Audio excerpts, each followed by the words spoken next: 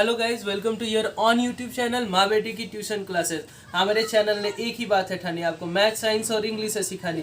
तो आइए इसी के साथ हम लोग एक स्टैटिक्स बहुत ही अच्छा चैप्टर स्टार्ट करने जा रहे हैं, जो कि बोर्ड पर्पज से बहुत ही ज़्यादा इंपॉर्टेंट है। देखिए, इतना तो गारंटी है मेरा कि अगर आपने ये पूरा वीडियो देखा, इसके तीनों पार्ट्स देख लिए, तो आपको बेहतरीन तरीके से समझ में आएगा। 100% आप सारे क्वेश्चन कर लोगे। बट इसके लिए एक ही शर्त है कि आपको अपना नज़र यहाँ से भटकाना नहीं है, वरना सब उड़ जाएगा। आइए देखते हैं। तो पहले हम लोग समझते हैं कि स्टैटिक्स में हम लोग पढ़ेंगे क्या और कैसे। ठीक है, तो सेंट्रल टेंडेंसी को मापा जाता है किसमें? स्टैटिक्स में। ठीक है, तो सेंट्रल टेंडेंसी को कैसे मापा जाए, तो उसके लिए 3 मेजरमेंट्स होते हैं। 3 तरीके से सेंट्रल टेंडेंसी को मापा जाता है। वो 3 को हम लोग क्या नाम दिए? पहले को नाम दिए मीन, दूसरे को नाम दिए मीडियन और तीसरे को नाम दिए मोड। तो आइए देखते हैं कि मीन क्या होता है, मीडियन क्या होता है और मोड क्या होता है, फिर उसको किस तरीके से हम लोग आगे में पढ़ेंगे। तो फर्स्ट पार्ट में हम लोग पहले मीन कवर करेंगे, फिर मीडियन और फिर मोड, कि ज़्यादा लंबा ना चला जाए ये वीडियो। तो आइए देखते हैं, समझते हैं मीन क्या होता है। ठीक है, तो मीन के बारे में देखते हैं। मीन क्या बोल रहा है कि एवरेज ऑफ एन क्वांटिटीज, मतलब जितने भी क्वांटिटीज दिए होंगे आपको, ठीक है, अगर उसका मीन पूछता है तो आप सिंपली क्या करोगे? उसका एवरेज निकाल दोगे। एवरेज का फॉर्मूला क्या होता है? Sum of all quantities upon number of quantities. तो वही फॉर्मूला लगा करके हम लोग मीन निकालेंगे। हाँ, बट वो नॉर्मल तरीके से रहता है तो हम लोग क्या करते हैं? मीन निकालते हैं वैसे। बट इसमें बहुत सारे कैटेगरीज है, उसको भी हम लोग देखेंगे। ओके, तो आइए देखिए, मीडियन क्या होता है। मीडियन क्या होता है? तो middle most of central value.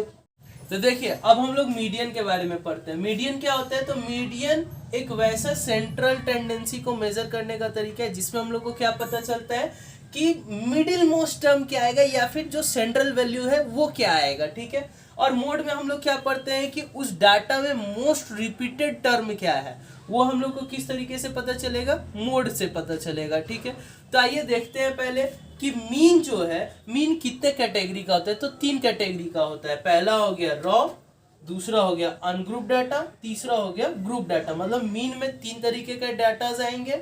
पहला हो गया रॉ डाटा, दूसरा हुआ अनग्रुप डाटा और तीसरा हुआ ग्रुप डाटा। अब ग्रुप डाटा को भी सॉल्व करने का 3 मेथड रहेगा। वो क्या रहेगा? Direct method, assume mean method और स्टेप डेविएशन मेथड। ठीक है, तो ये तीनों हम लोग लाइन बाय लाइन करके इसी पार्ट में कवर करेंगे। और नेक्स्ट जो अपकमिंग पार्ट होगा उसमें हम लोग क्या पढ़ेंगे? मीडियन के बारे में। मीडियन में अब 2 कैटेगरीज होते हैं। क्या होते हैं? अनग्रुप और ग्रुप डाटा। अब देखिए, यहाँ पे मैंने जैसे बोला था, मीडियन जो होगा वो मिडिल मोस्ट वैल्यू देगा या फिर सेंट्रल वैल्यू देगा। तो मीडियन निकालने के पहले हम लोग को एक काम करना पड़ेगा। वो काम क्या होगा कि पहले या तो हम लोग पूरा डाटा इसको असेंडिंग ऑर्डर में सजा ले या फिर डिसेंडिंग ऑर्डर में। असेंडिंग और डिसेंडिंग ऑर्डर सजाने के बाद हम लोग मिडिल मोस्ट वैल्यू निकालेंगे मीडियन में। ओके, तो आइए देखते हैं कि इसमें कितना वेराइटीज होते हैं। तो 2 ही वेराइटीज होते हैं, ग्रुप डाटा और अनग्रुप डाटा। नेक्स्ट हम लोग पढ़ेंगे मोड के बारे में। ठीक है, तो मोड में एक ही सिर्फ क्राइटेरिया होते हैं, एक ही मतलब ग्रुप होता है, समझ सकते हो, जिसमें हम लोग क्या पढ़ेंगे? एक ही कैटेगरी होता है जिसमें हम लोग क्या पढ़ेंगे? ग्रुप डाटा पढ़ेंगे। ठीक है, अब उसके बाद से लास्ट में जब हम लोग इंड करेंगे तो इंपेरिकल फॉर्मूला के बारे में जानेंगे। तो आइए अब हम लोग पढ़ते हैं आपका मीन के बारे में। तो अब देखते हैं, हम लोग मीन पढ़ते हैं किस डाटा के लिए? रॉ डाटा के लिए। तो रॉ डाटा के लिए मीन का फॉर्मूला क्या होता है? तो हम लोग देख सकते हैं वो क्या होता है? Sum of all observation upon total number of observation. ठीक है, तो आइए एक एग्जांपल करते हैं हम लोग रॉ डाटा का, जिसमें क्या निकालना होगा? आपको मीन निकालना होगा। तो रॉ डाटा देखिए कुछ इस प्रकार से दिया रहेगा कि 5 स्टूडेंट है, ठीक है, जिन्होंने कितना मार्क्स स्कोर किया हुआ है। एक स्टूडेंट ने 5 मार्क्स, दूसरे ने 10, तीसरे ने 15, चौथे ने 20 और पांचवे ने 25 मार्क्स ऑब्टेन किया है किसी एक क्लास टेस्ट में। ठीक है, तो इस केस में अगर आपसे पूछे कि मीन आपको निकालना है तो ये कैसा डाटा होगा? रॉ डाटा होगा। ठीक है, क्योंकि इसमें ना ही फ्रीक्वेंसी दिया हुआ है और ना ही आपसे क्लास इंटरवल दिया हुआ है। ठीक है, तो ये क्या हो गया? आपका रॉ डाटा हो गया। तो रॉ डाटा का फॉर्मूला हम लोगों ने अभी देखा कि sum of all observation upon total number of observation. तो इस केस में मीन का फॉर्मूला क्या होगा? यही हम लोग लगाएंगे। तो हम लोग क्या कर देंगे? 5 + 10 + 15 + 20 + 25 अपॉन क्या चीज़ से हम लोग डिवाइड करेंगे? 5 से डिवाइड करेंगे। ठीक है, तो ये टोटल सम करके कितना आ जाएगा? 75 आ जाएगा अपॉन में 5। तो इसका मीन कितना निकल गया? 15 निकल गया। तो आप लोग देख सकते हो कि रॉ डाटा जो होगा उस केस में अगर मीन निकालना हो तो कौन सा फॉर्मूला इस्तेमाल करेंगे, sum of all observation upon total number of observation. चाहिए अब हम लोग दूसरा केस पढ़ते हैं। अब हम लोग सेकंड कैटेगरी पढ़ते हैं मीन निकालने के लिए, ठीक है। तो सेकंड कैटेगरी क्या था, अनग्रुप डाटा का मीन कैसे निकलेगा, ठीक है। तो उसका इतना लंबा चौड़ा फॉर्मूला दिया हुआ है, तो सीधा सपाटा सा मेरा आंसर है, ध्यान से समझिएगा कि ये जैसे क्वेश्चन दिया हुआ है तो इसके बेसिस पे हम लोग इस फॉर्मूला को समझते हैं ये कहना क्या चाहता है। तो अनग्रुप डाटा वैसा डाटा का केस होगा, वैसा डेटा का केस होगा जिसमें क्या होगा, एन डिस्टिंक्ट नंबर्स होंगे और उनके साथ उसका फ्रीक्वेंसी दिया रहेगा। जैसे कि यहाँ पे क्या दिया हुआ है देख सकते हो कि x का अलग अलग वैल्यूज दिया हुआ है 1 2 3 4 5 और उनका फ्रीक्वेंसी भी साथ में दिया हुआ है। 1 का फ्रीक्वेंसी 6 दिया है, 8 दिया है, 2 का फ्रीक्वेंसी 3 का फ्रीक्वेंसी 4 का फ्रीक्वेंसी 5 और 5 का फ्रीक्वेंसी 2। तब इस बेसिस पे हम इस फॉर्मूले को समझते हैं बहुत ही इजी मैनर में। तो देखिए पहले हम लोग क्या करते हैं, इसको थोड़ा सा सीधा बना देते हैं। भाई सीधा सपाटा आंसर चाहिए तो सीधा टेबल बनाते हैं। एक बार सीधा टेबल बनाए, एक पे x लिखे, एक पे f लिखे और जो तीसरा रो होगा वो खुद से हम लोग बनाएंगे, जिसमें हम लोग क्या करेंगे, जो भी नंबर होगा उसके फ्रीक्वेंसी को साथ में मल्टीप्लाई करके हम लोग तीसरे खंड में लिखेंगे। देखिए तो यहाँ पे 3 खंड हमने बनाया, एक में x के सारे वैल्यूज को रख दिया, 1 2 3 4 5 जो ऐसे हॉरिजॉन्टली था उसको वर्टिकली लिख दिया, फ्रीक्वेंसी जो था उसको यहाँ पे लिख दिया, ठीक है। उसके बाद से अब थर्ड रो कैसे बनाए हुए हैं, तो f इंटू एक्स, मतलब क्या, x जो कि 1 है यहाँ पे, इस केस में इसका फ्रीक्वेंसी क्या दिया हुआ है, 6 दिया है। तो यहाँ पे हम लोग क्या लिख देते हैं, 1 इंटू 6 जो कि क्या चीज हो जाएगा, 6 हो जाएगा। वैसे ही दूसरा क्या होगा, 2 इंटू 8 16, तीसरा 3 इंटू 4 12। वैसे ही करके हमने ये पांचों एलिमेंट्स का लिख दिया है, ठीक है। उसके बाद से अब हम लोग क्या करेंगे, इसमें मीन निकालने के लिए हम लोग को क्या करना पड़ेगा, जो भी फ्रीक्वेंसी रहेगा सभी एलिमेंट्स के फ्रीक्वेंसी को हम लोग टोटल करेंगे, सम अप करेंगे तो कितना के बराबर आ जाएगा, 25 के बराबर। वैसे ही f इंटू एक्स मतलब फ्रीक्वेंसी इंटू नंबर का टोटल करेंगे। यहाँ पे हम लोग ये क्या चीज का वैल्यू लिखे हुए हैं, जो भी एलिमेंट है उसका फ्रीक्वेंसी को मल्टीप्लाई करके इस रॉ में लिखे हुए हैं हम लोग, इस कॉलम में लिखे हैं। तो इन सभी का सम कितना के बराबर आ रहा है, 64। तो अनग्रुप डाटा का फॉर्मूला क्या होता है मीन का, देखिए इतना खतरनाक सा लग रहा था, अब इसका आंसर कैसे आ रहा है। टोटल जो fx का होगा उसको हमने ऊपर रखा, जो टोटल होगा फ्रीक्वेंसी 25 उसको हमने नीचे रखा और इसका हमने वैल्यू निकाल दिया, ठीक है। इसका वैल्यू हम लोगों ने क्या निकाल दिया यहाँ पे, 2.56। अब देखिए एक बार फिर से समझ लीजिए, as a whole ungroup data का केस होगा वो हम लोग कैसे समझेंगे, तो उसमें हर एक नंबर का अपना एक फ्रीक्वेंसी दिया रहेगा, ठीक है। इसमें कोई भी क्लास इंटरवल नहीं होगा, इसमें क्या होगा, हर एक एलिमेंट का अपना एक फ्रीक्वेंसी होगा। तो हम लोग ये हॉरिजॉन्टल टेबल को ऐसे वर्टिकल फॉर्म में कर दिए, ठीक है। और साथ ही साथ एक हम लोग बस खंड एक्स्ट्रा बनाएंगे, एक कॉलम एक्स्ट्रा बनाएंगे, जिसमें हम लोग क्या करेंगे, जो नंबर है और उसका जो फ्रीक्वेंसी है उसको मल्टीप्लाई करके हम लोग एक नेक्स्ट कॉलम में लिखेंगे, ठीक है। और लास्ट में हम लोग क्या करेंगे, जितना भी फ्रीक्वेंसीज है सबका सम अप करेंगे और जितना भी f इंटू एक्स का वैल्यू है उन सभी को सम अप करेंगे और मीन निकालते वक्त क्या करेंगे, जो भी टोटल सम आया fx का उसको यहाँ पे रख दिए और जो भी टोटल सम आया फ्रीक्वेंसी का उसको यहाँ पे रख दिया और तब सॉल्व किए तो कितना आ गया, 2.56। इस प्रकार से हमारा मीन निकलेगा। तो गाइज अब हम लोग तीसरे वैरायटी के बारे में पढ़ते हैं कि उसमें अब मीन कैसे निकलेगा। वो क्या है, ग्रुप डेटा। अगर ग्रुप डेटा दिया रहा मतलब क्या, अब हमको कैसे पता चलेगा कि ग्रुप डेटा दिया हुआ है, तो जिसमें क्लास इंटरवल दिया रहेगा साथ ही साथ फ्रीक्वेंसी दिया रहेगा, यानी वो क्या होगा, ग्रुप डेटा होगा। तो ग्रुप डेटा में हम लोग मीन कैसे निकालेंगे, तो उसका 3 मेथड होता है। एक होता है डायरेक्ट, एक होता है एज्यूम्ड मीन मेथड और तीसरा होता है स्टेप डेविएशन मेथड। तो अब हम ये तीनों को हम लोग एक ही क्वेश्चन पे लगा करके देखते हैं। तो ये रहा हमारा क्वेश्चन, जिसमें क्या दिया हुआ है, क्लास इंटरवल दिया है और उसका फ्रीक्वेंसी दिया हुआ है। फ्रीक्वेंसी हम लोग को कैसे पता चलेगा कि दिया है या नहीं, जब भी नंबर ऑफ का बात कर दिया, नंबर ऑफ का बात कर देगा तो हम लोग क्या बोलेंगे, वो फ्रीक्वेंसी है। यानी यहाँ पे क्लास इंटरवल 10 to 25 जो है, इसका फ्रीक्वेंसी क्या दिया है, 2 दिया है। 25 to 40 का 3 दिया है, इसका 7, इसका 6, इसका भी 6 और इसका भी 6। तो पहले हम लोग डायरेक्ट मेथड समझते हैं कि डायरेक्ट मेथड कैसे काम करता है, उसके बाद बाकी दो मेथड्स हम लोग देखेंगे सेम क्वेश्चन पे, ताकि हम लोग को डिफरेंस भी समझ में आ सके तीनों के बीच में। तो देखिए डायरेक्ट मेथड लगाने के लिए हम लोग पहले क्या करेंगे, सवाल पहले जो उल्टा पुल्टा लिखा है उसको सीधा लिखते हैं। तो सीधा लिखे हम लोग क्लास इंटरवल को ऐसे हम लोग कॉलम वाइज डिनोट कर देते हैं, लिख देते हैं कॉलम वाइज। तो यहाँ पे एक में 10 to 25 लिखे, फिर 25 to 40 लिखे, फिर 40 to 55, 55 to 70, 70 to 85 और 85 to 100। और उन सभी का फ्रीक्वेंसी लिखे, नंबर ऑफ स्टूडेंट, जिसको हम लोग क्या बोल रहे हैं, फ्रीक्वेंसी। कोई भी चीज का नंबर यानी क्या हुआ, फ्रीक्वेंसी, ठीक है। और उसको हम लोग क्या चीज से रिप्रेजेंट करेंगे, फ्रीक्वेंसी वाले कॉलम को किससे रिप्रेजेंट करेंगे, FI से, ठीक है।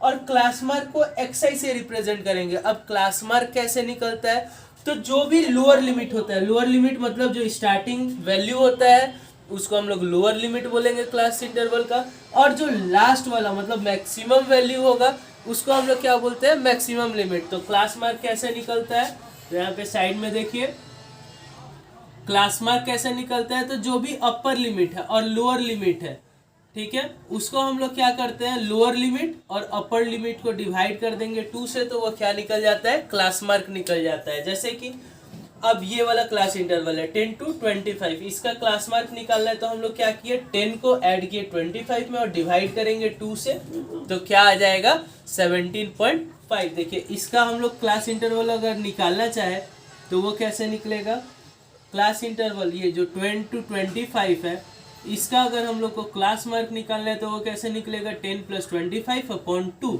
जो कि कितना के बराबर आ जाता है हमारा 17.5 के बराबर। तो वैसे ही हम लोग क्या करेंगे, सभी का पहले क्लास मार्क फाइंड आउट करेंगे, ठीक है। तो देखिए इसका क्लास मार्क क्या हो गया 17.5, इसका ये, और वैसे ही हम लोगों ने क्या किया, सभी का पहले क्लास मार्क लिख लिया। क्लास मार्क लिखने के बाद हम लोग एक और कॉलम बनाएंगे जिसमें क्या करेंगे, FI × XI, मतलब ये जो भी फ्रीक्वेंसी वाला टेबल होगा और जो भी क्लास मार्क होगा वो दोनों को मल्टीप्लाई करके लास्ट कॉलम में लिखेंगे, ठीक है। जैसे कि यहाँ पे देखिए 2 × 17.5 क्या हो गया, 35 हो गया, ठीक है। 3 × 32.5 97.5। वैसे ही इस कॉलम को हम लोगों ने क्या किया, फिलअप किया।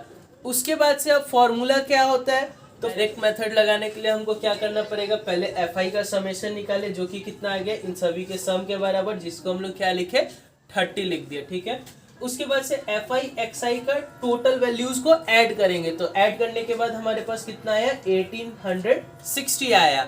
तो अब हम लोग मीन निकालेंगे। अब मीन का फॉर्मूला क्या होता है, तो यहाँ पे आप लोग देख सकते हो डायरेक्ट मेथड में मीन का ये फॉर्मूला होता है। अब इसको हम लोग अप्लाई करते हैं, तो मीन इज इक्वल टू क्या हो गया, ये मीन का सिंबल हुआ, ठीक है। तो सिग्मा FI XI मतलब FI XI का सभी वैल्यूज का सम, जो कि कितना है 1860। उसके बाद से अपॉन में क्या, सिग्मा FI, जो कि कितना के बराबर है हमारा 30 के बराबर है, ठीक है। तो ये जो हो गया, ये हम लोग का क्या निकल जाएगा, मीन निकल जाएगा। डिवाइड किए तो हमारा क्या वैल्यू आ रहा है, 62 आ रहा है। तो हम लोग देख सकते हैं कि डायरेक्ट मेथड अगर हम लोग अप्लाई करते हैं ग्रुप डेटा पे, तो क्या निकल जाता है हम लोग का, मीन इस प्रकार से निकल जाता है, ठीक है। अब हम लोग नेक्स्ट देखते हो गाइस, अब हम लोग सेकंड मेथड समझते हैं, जो कि क्या है, एज्यूम मीन मेथड। तो देखिए वो टेबल सेम ही है, बस हम लोगों ने क्या किया, FI XI को इरेज कर दिया है और उसके बदले 2 कॉलम ऐड हुआ है। वो क्या है, एक DI आ गया डेविएशन, ठीक है, और एक आ गया FI DI। तो अब देखिए पहले DI कैसे निकलता है वो हम लोग समझते हैं, ठीक है। तो एज्यूम मीन मेथड में क्या होगा, एक हम लोग मीन को एज्यूम करेंगे, मतलब एज्यूम्ड मीन एक हम लोग लेंगे, जिसको हम लोग किस चीज से डिनोट करेंगे, A से। और वो क्या होगा, तो देखिए यहाँ पे आप लोग को वैल्यूज दिख रहा है, तो जो अपर वैल्यू होगा, जो सबसे बड़ा वैल्यू होगा, उसका हम लोग हाफ करने का कोशिश करेंगे।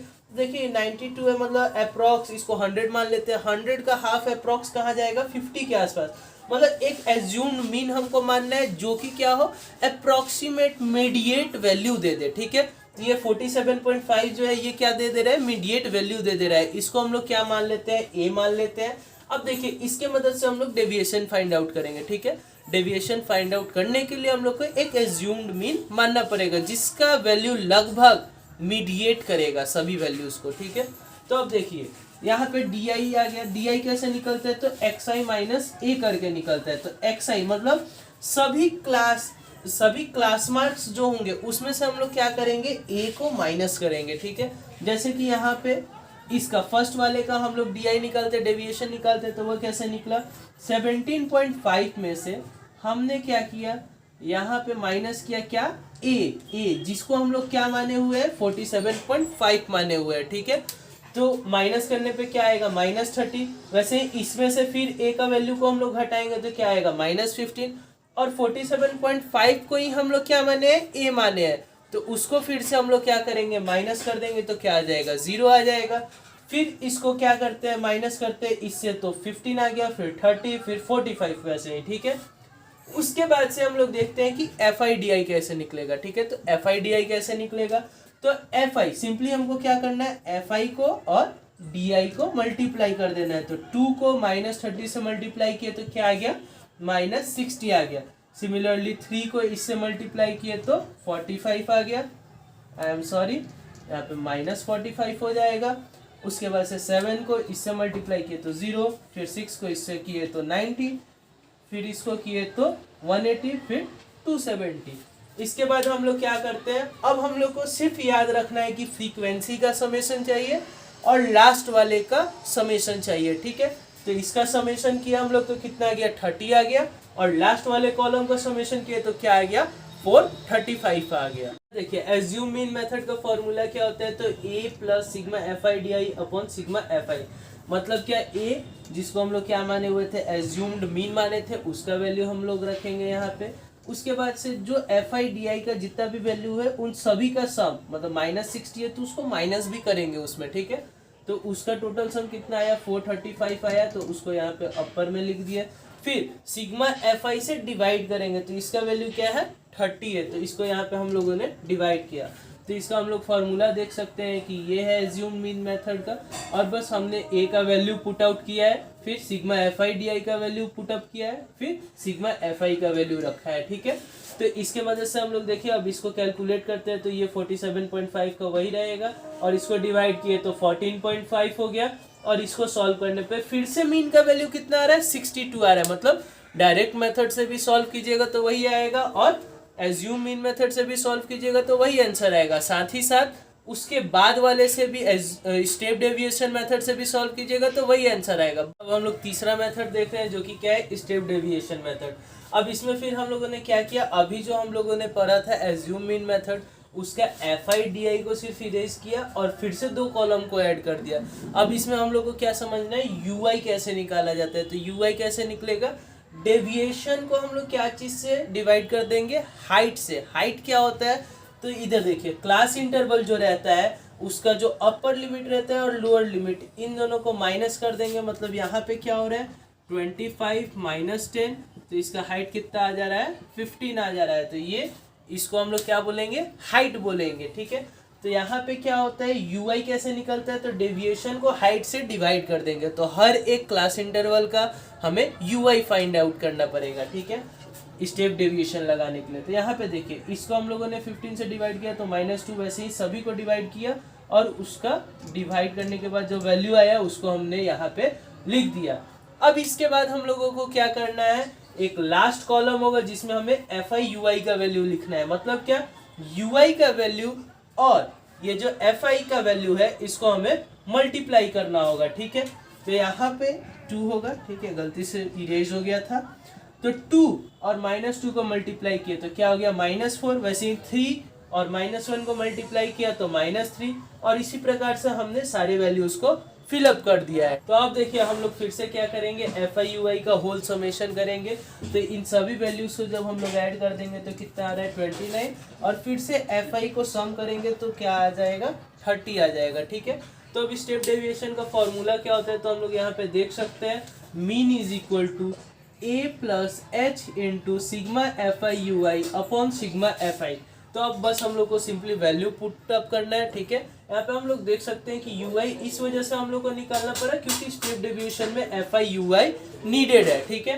तो अब देखिए a का वैल्यू क्या है 47.5 हम लोग यहाँ पे देख सकते हैं। उसके बाद से h का वैल्यू यानी क्लास इंटरवल का साइज जो था वो कितना था 10 था, तो 15 था सॉरी, तो उसको हम लोगों ने 15 लिख दिया, फिर इंटू 29/30 तो 47.5 और इसको सॉल्व किया तो 14.5 जो कि क्या आ गया, फिर से 62 आ गया। तो हम लोगों ने देखा कि इसी सेम क्वेश्चन को हम लोगों ने 3 मेथड से किया, जो कि direct method, assume mean method और स्टेप डेविएशन मेथड। तीनों से सेम आंसर आया। तो हम लोगों ने 3 मेथड आखिरकार सीखा क्यों? तो इसका बस एक ही रीजन है कि अगर ज़्यादा कैलकुलेटिव होगा, ज़्यादा यहाँ पे बड़े बड़े वैल्यूज आएंगे तो हम लोग स्टेप डेविएशन लगाएंगे। अगर मीडियोकर वैल्यूज रहेगा तो उसके लिए हम लोग क्या करेंगे, एज्यूम मीन मेथड लगाएंगे। और जब छोटे छोटे वैल्यूज रहेंगे तो उसके लिए हम लोग क्या लगाएंगे, डायरेक्ट मेथड। ठीक है, हम लोगों ने जो भी 3 मेथड्स पढ़े ग्रुप डेटा को सॉल्व करने के लिए, अब हम लोग देखते हैं उसको समराइज करके। ठीक है, तो पहला मेथड हम लोगों ने डायरेक्ट मेथड देखा, जिसका फॉर्मूला क्या था, mean is equal to sigma FI/XI upon sigma FI। दूसरा मेथड था जिसको हम लोग क्या बोलते थे, एज्यूम्ड मीन मेथड। उसके लिए हम लोग को बस 2 कॉलम और बढ़ाना होता था। वो किस लिए, ताकि हम लोग ए पता कर सके। ए पता करने के बाद हम लोग डेविएशन निकाले और उसके बाद से ये वैल्यू निकाले। तो दूसरे वाले का दूसरा फॉर्मूला हम लोग के पास क्या आता है, A plus sigma FI/DI upon sigma FI। और तीसरा जो कि था स्टेप डेविएशन मेथड, उसका क्या था formula, mean is equal to A plus H into sigma FI/UI upon sigma FI। तो अब देखिए तीनों मेथड्स का हम लोग इस्तेमाल कब करेंगे, जब ज़्यादा बड़ा वैल्यूज होगा फ्रीक्वेंसीज वगैरह का या फिर क्लास इंटरवल का। तो हम लोग क्या करेंगे, यहाँ पे ये वैल्यू लेंगे, स्टेप डेविएशन मेथड से सॉल्व करेंगे या फिर एज्यूम मीन मेथड से। अगर हम लोग देखते हैं कि क्लास इंटरवल बहुत ही छोटा है या फिर जो क्लास मार्क निकल रहा है वो बहुत ही ज़्यादा छोटा निकल रहा है, तो हम लोग डायरेक्ट मेथड का इस्तेमाल करेंगे।